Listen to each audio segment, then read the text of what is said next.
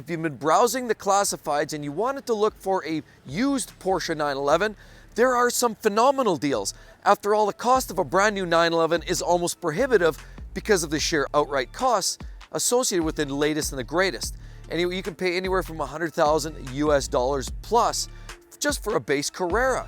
But did you realize you can find yourself a beautiful late model liquid-cooled Porsche 911 for as little as $10,000 to $15,000? Those are generally from the Porsche 996 generation, and they run anywhere from 1999 up to 2004.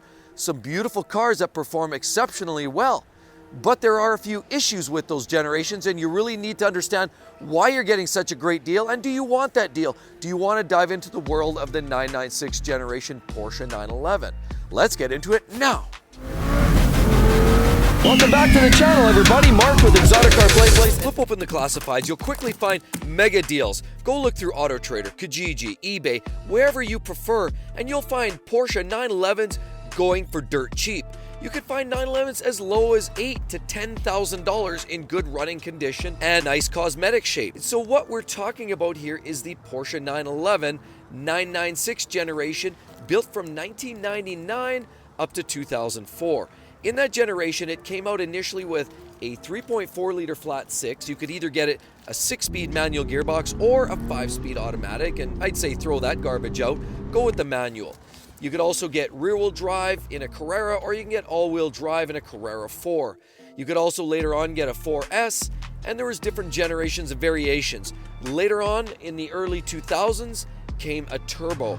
That was a totally different engine. That had a Metzger engine, still a variation of the GT1 that had a 6-speed manual gearbox and or an automatic available as well. Now the turbo is still holding a lot of value, and there's a few reasons for that, but we're not talking about that today. We'll get into the normally aspirated or naturally aspirated 911s and the massive deals and values that can be had for a naturally aspirated 911 of this generation. Now, don't be fooled by a quick deal.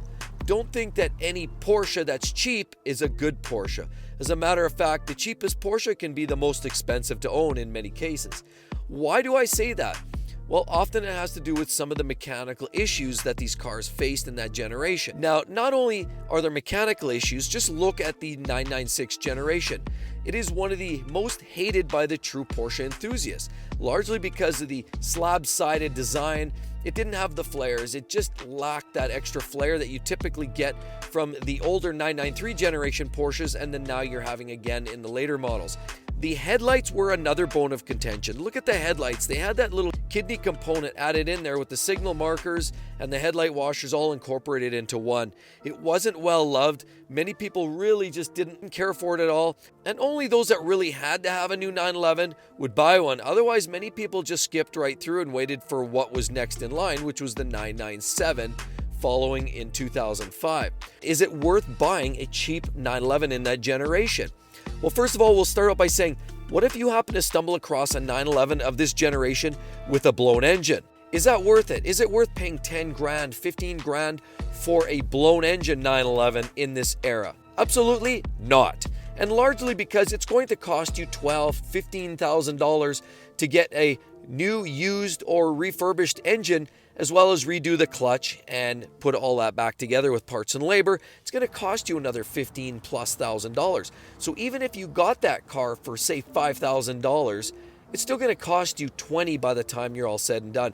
If somebody gave you a 996 with a blown engine, it's still borderline not worth even taking that one on, unless you're mechanically inclined or you happen to have your hands on a really cheap motor that you can transplant. These 996s essentially are write-offs if the engines go. But that takes us to this conversation about destroying engines and the problems that these cars have, and why is the 996 so prevalent with engine failures, whereas many of the other 911s before it, and of course current generation 911s, also do not have these types of issues. The main thing has to do with the IMS bearing, which is called the intermediate shaft bearing. Now, there's a shaft within the engine. It's virtually only accessible by removing the engine and the gearbox, separating them out. Doing a clutch job, you'll have access. So if you're going to do a clutch and you're going to do a rear main seal, this is the time to address your intermediate shaft bearing.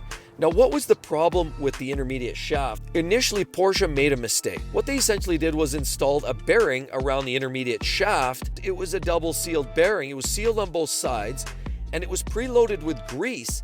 But after 10, 20,000, 30,000 miles, the seals would split, leak, and the grease would dry up, but not enough to allow oil back in, because naturally there is oil in the area, but usually those seals were actually, if anything, the problem, because the seals would prevent oil from getting in and around the bearings and the ball bearings, and the grease would dry out, and this compounded the issue.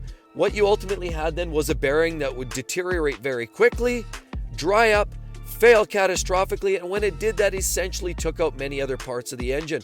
The worst part is it left fragments, shrapnel throughout the oiling systems, and essentially yielded that engine garbage, scrap metal, throw it on the heap. So that's the problem, and that's where you were faced with issues, and that's why a combination of the IMS bearing issue and the slab sides as well as the headlights were a main reason for these cars and the massive depreciation they faced. Now wait a minute. You can still get in and enjoy a great 911 for cheap. You just have to know how to stick handle this one. Main thing what you have to consider is if you get a car, it's still running, sounds good, checks good. If this repair has not been upgraded yet, there are a couple of options.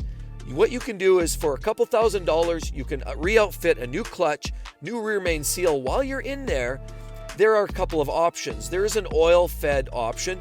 What they do is there's a kit that you retrofit an oil line, a feed and return line into the bearing housing. It's a sealed unit, but it supplies oil to the bearing.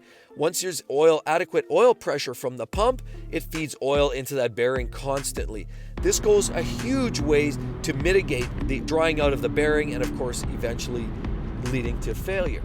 Now, this oil feed system is actually very, very reliable. For about $1,000, you can get the parts. For another couple grand, you can get the labor to do it. But again, as I say, typically you'll do a clutch at that time as well. Another option is by LN Engineering, which is a combination ceramic steel bearing, highly designed, well over-engineered, and far better and vastly improved over the original stock catastrophic garbage that Porsche installed originally. Did you realize that even if they took one of the original bearings that Porsche installed around the IMS and you ripped the seal off from both sides or even off of one side of that bearing, that likely would have lasted many, many more miles? But unfortunately, if you're running on a stock IMS bearing and it's never been addressed, or you're considering purchasing a 911 of this generation with original insides, original clutch, original IMS, beware, it is a ticking time bomb. Now, it's the old bathtub curve. Some say that most of these failed either very soon after your ownership, or if you got through, 10 years of ownership and numerous miles and the car's driven regularly, often it's less of a problem. It seems to be more prevalent in cars with super low Ks or Ks that are very, very high, of course, leading to just sheer wear and tear. So it's those cars in between that are well maintained and utilized regularly that usually suffer a little bit less. But there is no guarantee, and in fact, as I said, this is a ticking time bomb. So if you implement a few of these changes, these upgraded bearing styles, you too can enjoy a great modern day 911 with 300 plus horsepower depending on generation and have a lot of fun doing it. The other option is, if you don't want to go all in and you don't want to spend the $997 or the $991 in the newer generation cars, you could also consider a 996 turbo.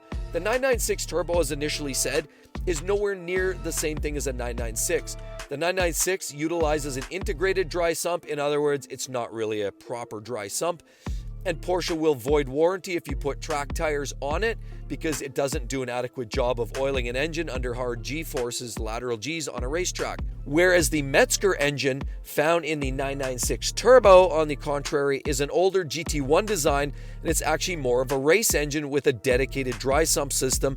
Does not have the same issue with the IMS bearing, and as well, overall, it's just got the flares and a much superior design overall. So a 996 Turbo, in fact, is a well sought after, soon to be sought after, and appreciating car. And up to this point has been death by association because of calling it a 996, and depreciation has hit that car too. But enthusiasts are starting to see through the smoke and mirrors and realizing that the 996 Turbo is in fact a far distant cousin from the naturally aspirated 996, and is actually a very, very good purchase and a very robust car altogether through and through. So if you want to get into a great 911 and do it on the cheap, you can get into a 996, but be sure to budget for an upgrade on the bearing, do a clutch. You'll have a great modern day 911 that's fun to drive and it won't break the bank. And just in case that's not up your alley, definitely check out that video because that's going to share with you 2020's best luxury cars available. That's right, this year's best. Hope to see you guys real soon. Catch you on the flip side. See you then. Bye-bye.